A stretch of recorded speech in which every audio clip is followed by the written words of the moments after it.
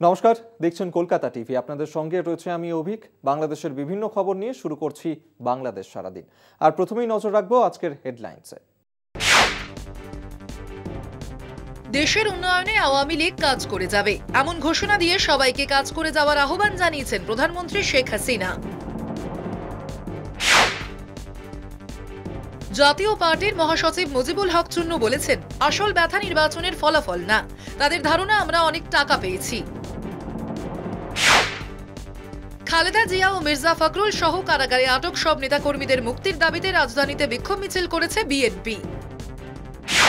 গত 24 ঘন্টায় বাংলাদেশে ঘটে গেছে বিভিন্ন গুরুত্বপূর্ণ ঘটনা। আর সেই সমস্ত খবর নিয়ে শুরু করছি আজকের বাংলাদেশ সারাদিন। দেশের উন্নয়নে আওয়ামী লীগ কাজ করে যাবে এমন ঘোষণা দিয়ে প্রধানমন্ত্রী শেখ হাসিনা জয় পরাজয় মেনে নিয়ে সবাইকে কাজ করে যাওয়ার আহ্বান জানিয়েছেন। সোমবার বঙ্গবন্ধু এভিনিউয়ে দলীয় ফোরামের যৌথ সভায় তিনি এই আহ্বান জানান। প্রধানমন্ত্রী বলেন, নির্বাচন যাতে না হয় সেজন্য অনেক চক্রান্ত ছিল, কিন্তু তারা ব্যর্থ হয়েছে। এই নির্বাচনটা যাতে না হয় সেটা নিয়ে অনেক চক্রান্ত ছিল, অনেক ষড়যন্ত্র ছিল। তো সেই ষড়যন্ত্রগুলি মোকাবেলা করেই কিন্তু আমরা নির্বাচন অনুষ্ঠিত করেছি। এখানে আমি একটা কথা বলবো যে আমরা নির্বাচনে সবসময় নমিনেশন দিই, আমরা নমিনেশন দিয়েছি। আর আমাদের বড় দল অনেকেই নির্বাচন করতে চায়, সেজন্য নির্বাচনটা আমরা উন্মুক্ত করে দিয়েছিলাম যে যারা করতে চায় করুক। সেখানে আমি একটা আহ্বান করবো আমাদের সকল নেতাকর্মীকে, যারা নির্বাচন করেছে কেউ জয়ী হয়েছে, কেউ জয়ী হতে পারে নাই। আমরা জনগণের যে সমর্থন পেয়েছি সেটা কিন্তু আমাদের কাজের স্বীকৃতি হিসেবে, কারণ দেশের মানুষের জন্য আমরা কাজ করেছি, আর সেই জন্য মানুষ কিন্তু আমাদের ভোট দিয়েছে, আমাদের জয়ী করেছে। সেখানে হয়তো কেউ জিততে পেরেছে, কেউ জিততে পারেনি। কাজে সেই ক্ষেত্রে আমি মনে করি যে হারা জেতা যাই হোক, সেটা সবাইকে মেনে নিয়ে অন্তত নিজের দেশের জন্য, দেশের কল্যাণের জন্য কাজ করতে হবে। জাতীয় পার্টির মহাসচিব মুজিবুল হক চুন্নু বলেছেন, আসল ব্যথা নির্বাচনের ফলাফল না, তাদের ধারণা আমরা অনেক টাকা পেয়েছি, কিন্তু সেই টাকা তাদের দেয়া হয়নি। কারো কাছ থেকে টাকা নিয়েছি এমন কথা কেউ বলতে পারলে চ্যালেঞ্জ করছি, পদত্যাগ করব।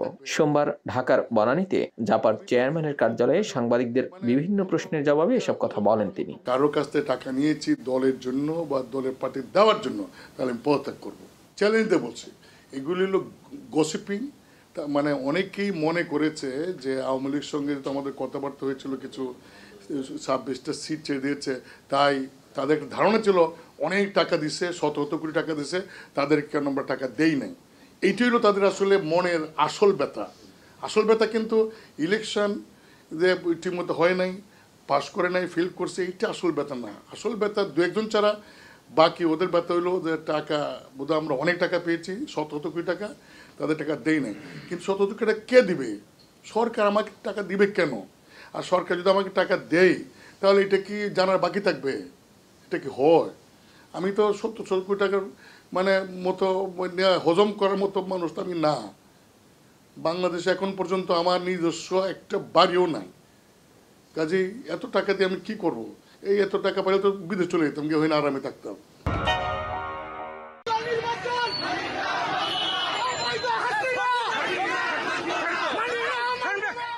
বিএনপি চেয়ারপারসন খালেদা জিয়া, মহাসচিব মির্জা ফখরুল ইসলাম আলমগীর সহ দলটির আটক নেতাকর্মীদের মুক্তির দাবিতে বিক্ষোভ মিছিল অনুষ্ঠিত হয়েছে। সোমবার সকালে দলটির সিনিয়র যুগ্ম মহাসচিব রুহুল কবির রিজভীর নেতৃত্বে এই বিক্ষোভ মিছিল করেন দলটির নেতাকর্মীরা। বিক্ষোভ মিছিলটি শান্তিনগর মোড় থেকে শুরু হয়ে কাকরাইলে গিয়ে শেষ হয়। এ সময় তারা সরকারের পদত্যাগ, নির্বাচন বাতিল ও অবিলম্বে খালেদা জিয়া সহ আটক নেতাকর্মীদের মুক্তি দাবি করেন।